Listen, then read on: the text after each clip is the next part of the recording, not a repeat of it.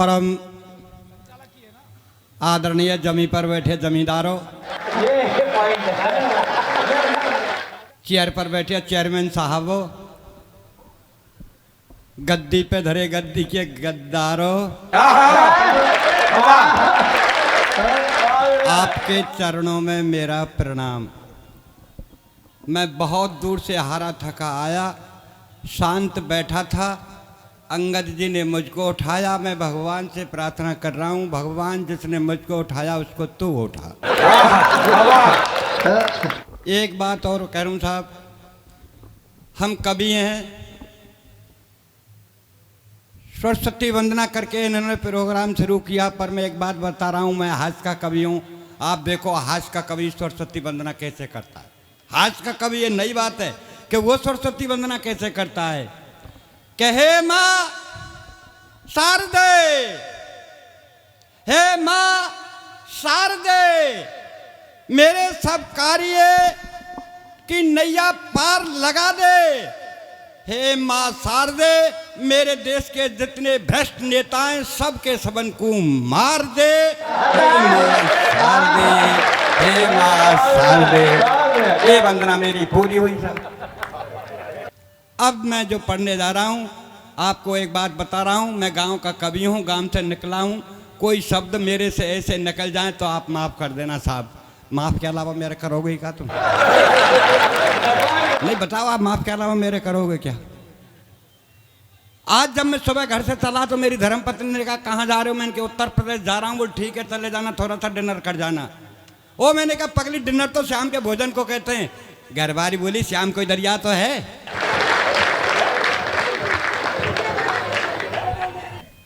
शाम कोई दरिया तो है और खास के तेरे लिए रखा है। मैंने कहा क्यों? बोल रात में कुत्ता मुंह देखो, मुझे फेंकना पड़ता इसलिए आप डिनर ही कर जाओ। भाई साहब और बस अड्डे पाया, कंडक्टर बुरी तरह चल रहा, बाबा कहाँ जाएगा, बाबा कहाँ जाएगा। मैंने गुस्से में कह दिया स्वर्ग जाऊंगा, ले चलेगा क्या? ड्राइवर बोले बाबा आजा, मेरे पहिया के नीचे तू आजा, स्वर्ग पहुंचा दूं। अरे मैंने कहा ड्राइवर तेरे 64 दांत अन्य तोड़ दूंगा। कंडक्टर बोल रहा बुड्ढे क्यों झूठ बोलता है, कहाँ इसके 64 दांत? मैंने कि मुझे पता है, बीच में तू भी तो बोलेगा। भाई साहब उसी बस में जिसमें मैं बैठा था उसमें अंगद जी बैठे थे, धारिया जी। वाह वाह। इसमें धारिया जी बैठे थे। मैं बस में चढ़ा, मैं इनके धारिया जी पैर से विकलांग हूँ, मुझे बैठ जाने दो सीट पे बगल। अरे बोल पीछे जा भाई साहब, आगे जा, पीछे जा। 15 मिनट हो गए, किसी ने बैठने को जगह नहीं दी। पर ड्राइवर बहुत अच्छा था, जाने कब से मेरे को देख रहा। बोल बाबा क्यों होते परेशान, आओ मेरा बोनट खाली है, बोनट पर बैठ जाओ। भाई साहब मैं बोनट पर बैठा, बस चली। 15 मिनट बाद चलने के बाद रुकी।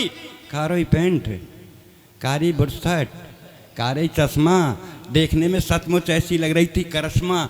बस में चढ़ी, 1 मिनट खड़ी हुई। अंगद जी बोले मैडम कब तक खड़ी रहोगी? लो मैं सरकता हूँ, बैठ जाओ। बोल नहीं नहीं नहीं आप बैठे रहो। भाई साहब सच बताता हूँ, वो किसी के पास नहीं बैठी और धीरे धीरे आके मेरे पास बोनट पर बैठ गई। नहीं भैया अपनी बात नहीं, तो किस्मत माँ हमारा भुसावर था, भुसावर बस अड्डे पे एक भिखारी आया, मेरे से बोला बाबूजी बाबूजी। मैंने बोल क्या बात है? बोल 2 रुपए दे दो। मैंने क्या करेगा? बोल चाय पीऊंगा।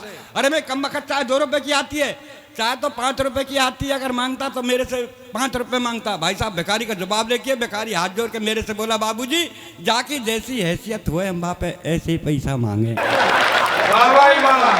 जोरदार तालियां डीगिया जी के लिए, क्या शानदार बात है।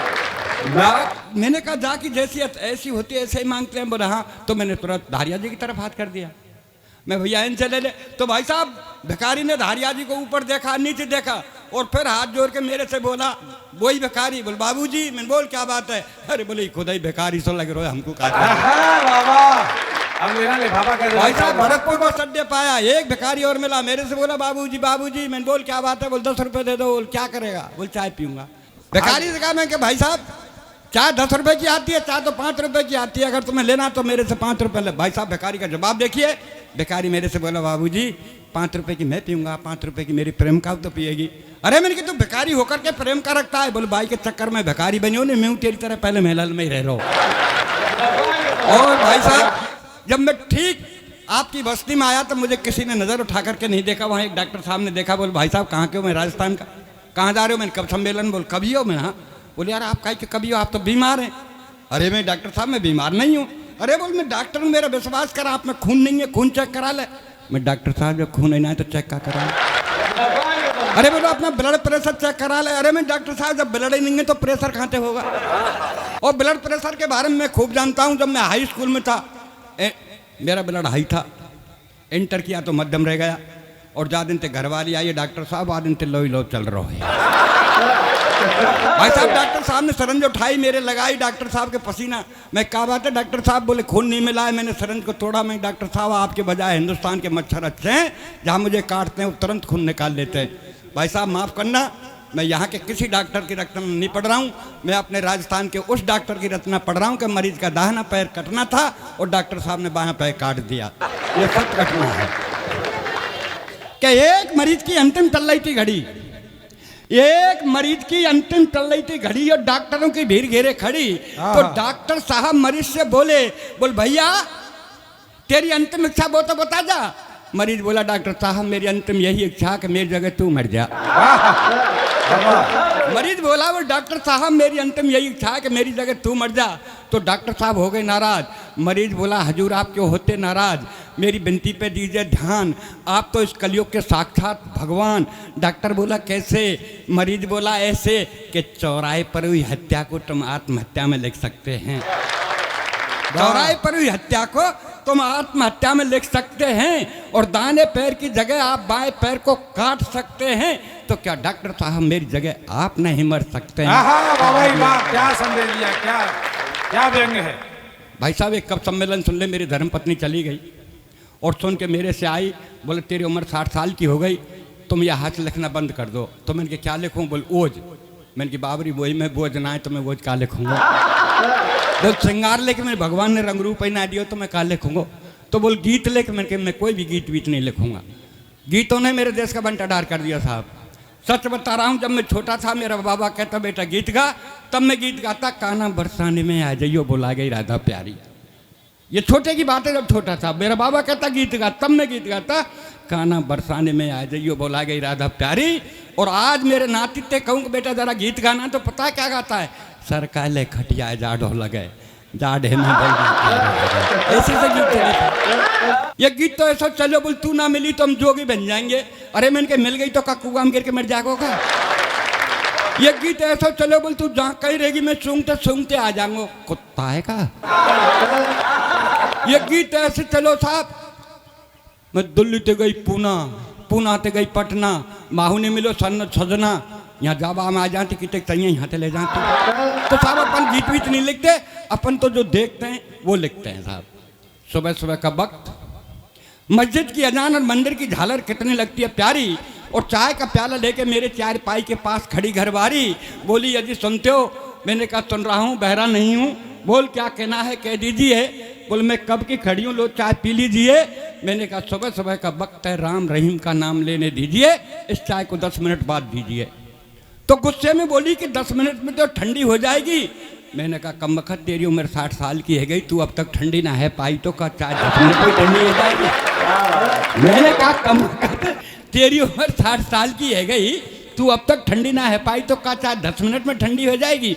इतने कहने पर गुस्से में तेज कमरे से बाहर आके बड़े जोर से रोने लगी, भगवान से प्रार्थना करने लगी, भगवान मेरी ये कर्जी है, आगे आपके मर्जी है, मेरा एक थोड़ा सा काम कर दीजिए, इस संसार से मेरे पति बाबूलाल डीगिया को उठा लीजिए और मुझे विधवा बना दीजिए। वाह भैया वाह, मैं घरवाली विधवा है रही, आप ताली बजा रहे हो, मतलब आपको बड़ी खुशी है कि मर जाए काज कर जाए। घरवाली ने कहा जब विधवा के, मैंने कहा तो हमें गुस्से में तेज बैग उठाया कमरे से बाहर। घरवाली बोली कहाँ जा रहे हो भट्टार। मैंने कहा आत्महत्या करने। बोला आत्महत्या करनी है तो जल्दी कर लीजिए, ये भी आपके हित में होगा, और 4 दिन पीछे मरा तो तेरा दाह संस्कार नहीं होगा। मैं बोला कैसे। घरवाली बोली ऐसे कि मैं देख रही हूँ ये पर्यावरण का सीजन, और जब खाने पकाने को नहीं तो तुझे जलाने को कहाँ से लाऊंगी, ईंधन तुझे जलाने को कहाँ से। अच्छी लगी तो ताली ठोको, जाते आगे और बढ़ा दो। अच्छी लगी। मैंने कहा तू मेरे ईंधन की फिक्र मत कर, तेरा ध्यान किधर मैं समझाता हूँ इधर। ठीक मेरे मरने के बाद शमशान घाट जाना और 5 हीटर रख के घर चली आना, बेटे को समझाना, बेटे जाना बटन दबाना, पापा को जला के घर चले आना। बोल ठीक है, तेरे मरने के बाद शमशान घाट जाऊंगी, 5 हीटर रख के चली आऊंगी, बेटे को समझाऊंगी, बेटा जाएगा बटन दबाएगा और तुझे जला के घर चला आएगा। पर तू जलने के बाद पता नहीं स्वर्ग या नरक जाएगा, पर इस महंगाई में जो 5-5 हीटरों का बिल आएगा उसे का तेरा बाप चुकाएगा, उसे का तेरा बाप चुकाएगा। शनिवार के दिन मेरी और धर्मपत्नी की मुठभेड़ हो गई साहब। शनिवार के रोज मेरी और धर्मपत्नी की मुठभेड़ हो गई। ज़्यादा कहा तो रो गई, बोली ए पिया जब से तेरे घर में पैर दिया तब से दुख पा रही हूँ, अब तेरे नारों मैं के जा रही हूँ। हम ठहरे सद्दाम हुसैन जो बात पर अड़ गए और ज़्यादा कहा तो सद्दाम की तरह हम भी समय पर तो हो गए। मैंने कहा प्राणों के प्यारी तू मैं के मज्जा में मरूंगा, तेरी जितनी डिमांड पूरी करूंगा। बोल मेरी क्या डिमांड पूरी करेगा? हिंदुस्तान के लोग अपनी अपनी पत्नियों को हिंदुस्तान घुमाते हैं, आप हमें कहीं नहीं ले जाते, हमें तो किसी जंगल की सैर करा दे। मैंने कहा कल घरबारी बोरी, कल नहीं आज और अब। हमने कहा चल साहब जंगल के प्रथम कोने में धंसे, आगे चल चक्कर में फंसे। जंगल बड़ा सुहावना पर आज लग रहा डरावना, जिसमें कुछ मर गए और कुछ मर रहे, एक सज्जन सतकंडा पर टन रहे। मैंने दी दुहाई, ठहरना भाई आप ये क्या कर रहे हैं? बोल भाई साहब हम पढ़े लिखे बेकार, अपने घर से बेजार, अपने माँ बाप का बेचकर मकान और दुकान इस सतखंडे से कूद के मर रहे हैं। ये डिग्रीधारियों का हाल है साहब। जंगल के दूसरे कोने में चीख चिल्लाहट कोलाहल के बादल मंडरा रहे थे और तीसरे कोने में चंद्रशेखर सरदार मौलाना भगत सिंह बीच में बैठा बापू रो रहा था। तीसरे कोने का तो हाल ही बेहाल था। एक तरफ को चंद्रशेखर मौलाना आजाद सरदार भगत सिंह बीच में बैठा बापू रो रहा था, तो घरवाली का स्वाभिमान जगा। बोले क्या हो रहा है बाबा? बोल बेटी कुछ नहीं, मेरे हिंदुस्तान में कुछ लोग धर्म निरपेक्षता में धब्बे लगा रहे हैं, उन धब्बों को आंसू से पूछ रहा है ये तेरा बाबा। तो देख या हाल और घरबारी बोली तत्काल, देख या हाल और घरबारी बोली तत्काल। बोल पिया अब मेरा व्याकुल है जिया, वापस घर को चलना। ओ मैंने कहा प्राणों के प्यारी अब तो एक ही बचा है कोना।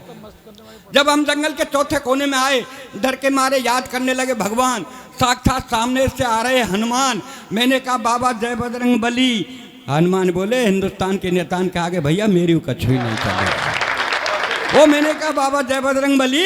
हनुमान बोले हिंदुस्तान के नेतान के आगे मेरी कछु नहीं चली, मैं तो केवल अपना जीवन यापन कर रहा हूँ। और देख मेरे उतन पे तार नहीं, एक लंगोटी में रह रहा हूँ, एक लंगोटी में रह रहा हूँ। मात्र अब आपको 2 मिनट की रचना सुनाऊंगा, भले आप बताओ ताली का मत बजाओ पर गौर से सुनना उसको साहब। स्वागत है। मेरा 6 वर्षीय बच्चा दौड़ता हुआ मेरे पास आया था। 6 वर्षीय बच्चा दौड़ता हुआ मेरे पास आया और बोला बोले पापा पापा गजब हो रहा है, अपनी कॉलोनी में जलने वाला रावण अब की बार नहीं जल रहा है। अरे मैंने कहा नहीं बेटे रावण जलेगा, ऐलान हो चुका है, पर वो ऐसे वैसे नहीं राम के बाण से जलेगा। अरे बोले पापा सतमान, रामचंद्र जी खूब चला रहे हैं बाण, फिर भी नहीं जल रहे श्रीमान। तो बच्चे को लेकर साथ में रामलीला मैदान में आया और देखकर दृश्य में चकराया। राम चला रहे थे बाण, रावण के चेहरे पर मुस्कान, उनके मुख से एक ही आवाज, मैं नहीं जलूंगा आज। तब एक सज्जन भीड़ में से दहाड़ता हुआ रावण को पुकारता हुआ बोले रावण तू नहीं जलेगा तो क्या तेरा बाप जलेगा? तेरे बदन में लगे पटाखों से हम लोगों को मजा आएगा। रावण घुर्राया, 10 शीशों को उसकी तरफ घुमाया और बोला बोले मूर्ख तू कहाँ से आ रहा है? मुझे हर साल जलता देखता है, फिर भी तेरा पेट नहीं बढ़ता है, और अगर तुझे जलना ही देखना है तो कश्मीर चला जा, संबुचा संप्रदाय की आग में जल रहा है, जलना ही देखना चाहता है तो कश्मीर। वाह वाह वाह वाह वाह जी नहीं गया जी, कमाल। तब सड्डियों का लेकर तारा में ऊपर तक टंडा, धीरे से रावण के कान में कहा कि भैया रावण जल जाओ, ये जनता परेशान है, दिल मत दुखाओ। रावण बोला मुझे बेवकूफ मत बनाओ, आप अपने घर जाओ। मैं बोला क्यों? मैं बोला क्यों? रावण बोला यूं का अध्यापक परीक्षार्थी रोडवेज वाले ये साल भर में 4-4 बार करते हैं, इसलिए दशहरे का दिन आज हम भी हड़ताल करते हैं। ओ मैंने कहा भैया तेरा मांग पत्र हो तो मुझे बताओ, मैं रामचंद्र जी से तेरा समझौता कराता हूँ। कि रामचंद्र जी से मेरा समझौता? मानव है, मानवता आपकी जात है, मुझे राम थे नहीं राम के भक्तों से शिकायत है जो बिना कारण मुझे हर साल जलाते हैं। अगर तुम्हें जलाना है तो दहेज के दानव को जलाओ, जलाना है तो दहेज के दानव को जलाओ, और भी जलाना है तो इस कुर्सी की खातिर जीने मरने वालों को जलाओ, और भी जलाना है तो अपने स्वार्थ हेतु इस वतन के बेचने वालों को जलाओ, और भी जलाना है तो कन्या का जन्म लेने से पूर्व पेट में मारने वाली बेटी के हत्यारे बाप को जलाओ। ऐसे हत्यारे बाप।